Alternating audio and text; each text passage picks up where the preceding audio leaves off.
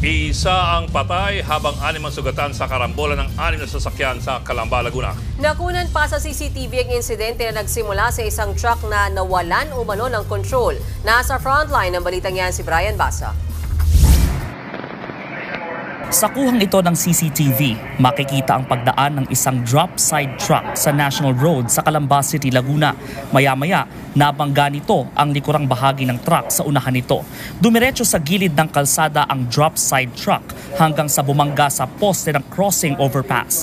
Nadamay rin ng truck ang nakaparadang SUV at jeep na tumagilid pa.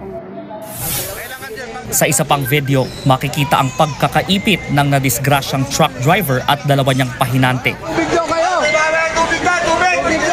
Inabutan pa ng tubig ang mga biktima bago dumating ang mga rescuer. Isinugod sila sa ospital pero sa kasamaang palad, nasawi ang driver ng truck na kinilalang si Joel Balanak. 6 naman ang sugatan sa aksidente na agad isinugod sa ospital.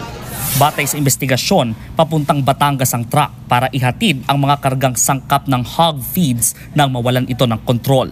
Hindi nakunan sa CCTV pero unang may nabanggang SUV ang truck. Sa lakas ng impact, tumama ang SUV sa isa pang nakaparadang MPV habang nagpatuloy naman ang truck hanggang sa mangyari na ang mga eksenang nakunan sa CCTV.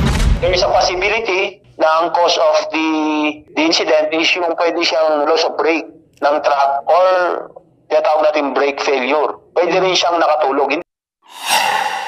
Wasak din ang unahang bahagi ng trailer truck na yan matapos namang bumangga sa poste ng kuryente sa Ortigas Avenue Extension sa Taytay, Rizal.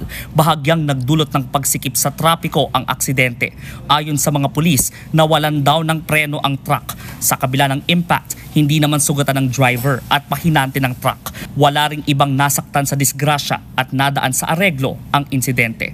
Nagbabalita mula sa Frontline, Brian Basa, News 5.